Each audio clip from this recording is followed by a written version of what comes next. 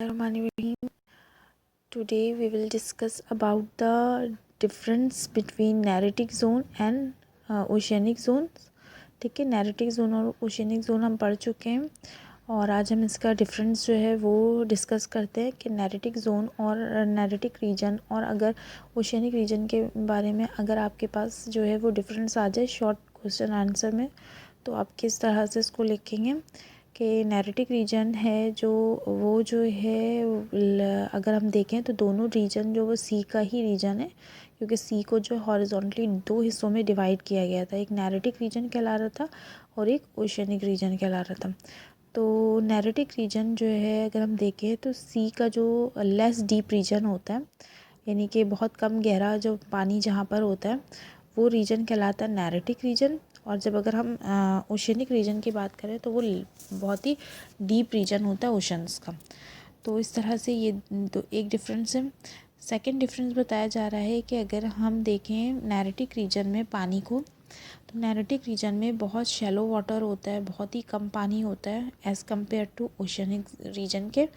और ये over the continental shelf होता है। ठीक है, कॉन्टिनेंटल शेल्फ जो है उसके ऊपर जो है ये रीजन जो है प्रेजेंट होता है।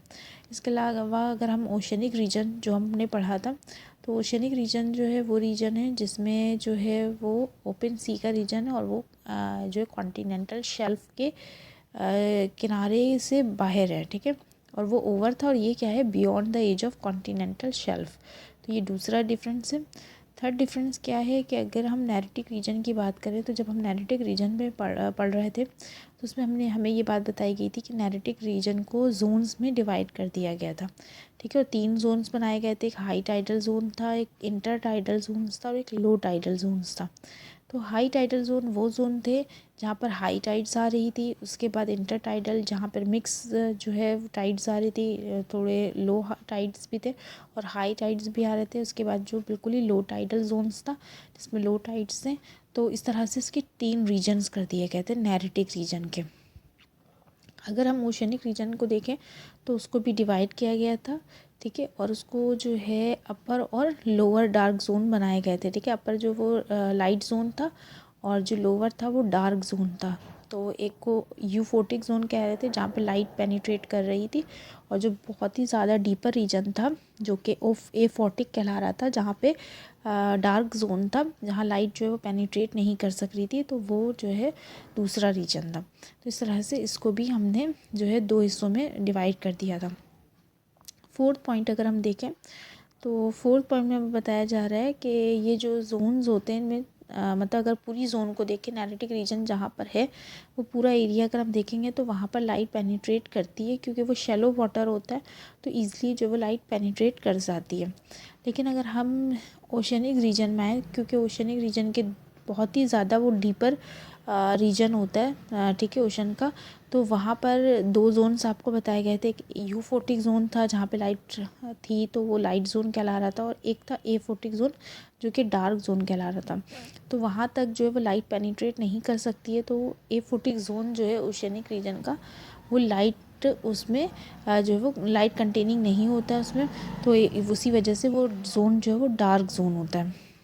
इसके अलावा अगर हम फिफ्थ पॉइंट देखें तो फिफ्थ डिफरेंस बताया जा रहा है कि यहाँ पर क्योंकि लाइट भी पेनिट्रेट कर रही है, बहुत ज़्यादा पानी नहीं है तो इसमें जो है वेल डेवलप्ड सिस्टम होता है और यहाँ पे एल्गी भी मौजूद होता है और डिफरेंट काइंड्स ऑफ एनिमल्स। क्योंकि जिस तरह का इन्वायरमेंट होगा उस तरह के वहाँ पर ऑर्गेनिजम्स होंगे और जितना सुइटेबल इन्वायरमेंट होगा उतने ही ज़्यादा वेजिटेशंस होंगी और उतने ही ज़्यादा और जो है एनिमल्स और लिविंग ऑर्गेनिजम्स जो है वो एग्जिस्ट कर रहे होंगे। इसी तरह अगर हम यूफोटिक जोन की बात करें तो वहाँ तो एल्गी भी मौजूद होते हैं, डिफरेंट काइंड्स ऑफ एनिमल्स मौजूद होते हैं क्योंकि वहाँ लाइट पेनिट्रेट होती है और वो बहुत ज़्यादा डीपर एरिया नहीं होता है। लेकिन जब हम A40 जोन में चले जाते हैं तो A40 जोन में एल्गी जो है वो एब्सेंट होता है। इसके अलावा फ़िल्टर फीडिंग एनिमल्स मौजूद होते हैं और ये ज़्यादातर वहाँ पर पाए जाते हैं। तो इस तरह से ये दोनों रीजन एक दूसरे से इस तरह से हम इसको डिफ्रेंशिएट कर सकते हैं नैरेटिव रीजन और ओशियनिक रीजन को। ठीक है। इसके अलावा सेकंड डिफरेंस अगर आप देखें तो सेकंड डिफरेंस आपको टंड्रा और डिज़र्ट के बारे में दिया गया है। इस तरह के कुछ भी क्वेश्चंस जो है वो आपके पास आ सकते हैं। आपको दो जो है बायोम को दे दिया जाएगा और उसमें आपको डिफरेंस करना होगा। तो जो डिफरेंट पॉइंट होंगे उनके दरमियान वो आप जो है राइट डाउन करेंगे। ठीक है। तो टंड्रा की अगर हम बात करें, टंड्रा भी हम पढ़ चुके हैं और डिज़र्ट भी पढ़ चुके हैं लास्ट वाली ही क्लास में, लास्ट वीडियो में। तो टंड्रा जो है वो एक बायोम है, ठीक है, टेरेस्ट्रियल ही लैंड का ही पार्ट है। लेकिन क्या होता है कि जब हम इस बायोम को देखते हैं तो इसकी जो सॉइल थी वो परमानेंटली कवर्ड थी, किससे, स्नो से। और अगर हम डिज़र्ट की बात करें तो डिज़र्ट भी एक बायोम है जहाँ पर सॉइल जो वो सैंडी सॉइल थे, ठीक है, सैंड्स मौजूद थे और वहाँ बहुत ज़्यादा शॉर्टेज ऑफ वाटर थी। इसके अलावा रेनफॉल भी बहुत कम हो रहा था। तो लेस देन 25 सेंटीमीटर वहाँ जो है एनुअली रेनफॉल जो है वो जो रिकॉर्ड की जाती है। तो दोनों बायोम जो है वो टोटली डिफरेंट है एक दूसरे से। ये तो फर्स्ट पॉइंट था। अगर हम आगे भी जाएंगे तो हमें पता चलेगा कि ये दोनों एक दूसरे से बहुत ही मुख्तलिफ है। इसके अलावा सेकंड पॉइंट है कि टंड्रा में जो है बहुत ही कम टेम्परेचर होता है, जो हम पढ़ चुके हैं, क्योंकि स्नो जो है कवर्ड होता है तो इसलिए इसका टेम्परेचर जो है वो बिलो 0 डिग्री सेंटीग्रेड जो है इनका लो टेम्परेचर होता है। और अगर हम डिज़र्ट की बात करें तो ये इसका बिल्कुल अपोजिट होता है। डिज़र्ट में 40 डिग्री सेंटीग्रेड तक हाई टेम्परेचर होता है, बहुत ज़्यादा वहाँ का टेम्परेचर होता है और बहुत ही ज़्यादा सीवियर कंडीशंस होती हैं। तो यहाँ की वेजिटेशन भी कम ही होती है। इसके अलावा अगर हम थर्ड पॉइंट देखें तो थर्ड पॉइंट में बताया जा रहा है कि इस बायो में लाइकेन है, मॉसेस हैं, स्मॉल ग्रासेस हैं, सेजेस हैं और इसके अलावा डॉर्फ वुडी शर्ब्स हैं। ये सारी चीज़ें पाई जाती हैं। ठीक है।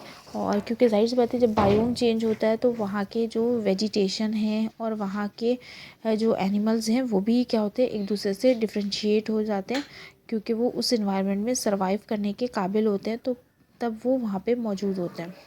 तो जैसे यहाँ पे बायो में लाइकेन बताया है, मॉसेस बताया गया है, ग्रासेस बताई गई है, सेज बताया गया है। सेज जो है वो ग्रास की ही तरह के प्लांट्स होते हैं जो कि वेट प्लेसेस में जो है वो ग्रो करते हैं। इसके अलावा अगर हम डिज़र्ट की बात करें तो यहाँ पर ज़ीरोफाइटिक प्लांट जो है वो पाए जाते थे जो कि ग्रो करते हैं एक्यूट शॉर्टेज ऑफ वाटर में, और ये अपनी बॉडी के अंदर कुछ ऐसे एडेप्टेशन डेवलप कर लेते हैं जो जिसकी वजह से ये वाटर को कम से कम जो है वो रिटेन करके रखते हैं और कम से कम जो उसको एवोपरेट होने से उसको बचाते हैं। ट्रांसपायरेशन का प्रोसेस कम से कम करते, प्रिवेंट करते हैं। तो इसलिए वो अपने लीव्स को भी जो है वो स्केल्स और स्पाइंस में कन्वर्ट कर देते हैं। तो इसकी एग्जांपल में अगर हम प्लांट्स की एग्जांपल देखें, यहाँ कौन सी वेजिटेशन होती है, तो यहाँ पर कैक्टस होता है, एकेशिया होता है, यूफोरबिया और कैलाट्रोपिस वगैरह की एग्जांपल दी गई हुई है। इसके अलावा अगर हम फोर्थ पॉइंट देखें तो फोर्थ जो पॉइंट है इसमें बताया जा रहा है कि यहाँ पर जो एनिमल्स हैं वो टोटली डिफरेंट है डिज़र्ट वाले एनिमल्स हैं। ठीक है, ये आप लोग पहले भी पढ़ चुके हैं। ये सारे एनिमल्स के नाम जो हैं वो दिए हुए हैं कि इन दोनों एनिमल्स जो हैं यहाँ पे दोनों बायोम में जो एनिमल्स भी मौजूद हैं वो भी एक दूसरे से डिफरेंट जो है वो एनिमल्स मौजूद हैं। 5 पॉइंट पे आपको बताया जा रहा है कि जो ये टंड्रा है, अगर हम इसके देखें तो इसकी दो रीजन थी, दो तरह के थे। ये एक आर्कटिक टंड्रा था और एक है अल्पाइन टंड्रा था। आर्कटिक रीजन जो है वो रीजन था जैसे कि उसमें साइबेरिया, अलास्का, कनाडा, आइसलैंड और ग्रीनलैंड वगैरह आ रहा था। और इसके अलावा जो हाई एल्टीट्यूड माउंटेनियस रीजन थे उसको हम अल्पाइन टंड्रा कह रहे थे, और जो उसके बिलो था वो क्या कहला रहा था, आर्कटिक रीजन कहला रहा था। तो टंड्रा भी जो दो हिस्सों में डिवाइड हो गया था, एक अल्पाइन टंड्रा, एक आर्कटिक टंड्रा। और अल्पाइन टंड्रा जो वो माउंटेन्स वाला एरिया था, हाई एल्टीट्यूड वाली जगह का एरिया जो है वो अल्पाइन टंड्रा कहला रहा था। और अगर हम डिज़र्ट देखें तो डिज़र्ट जो है वो central Asia, India, Pakistan, Australia, इन सारी जगहों में पाया जाता है। और सबसे जो लार्जेस्ट डिज़र्ट था वो क्या है, सहारा डिज़र्ट, जो सिचुएटेड है नॉर्थ अफ्रीका से अरब पेनिनसुला।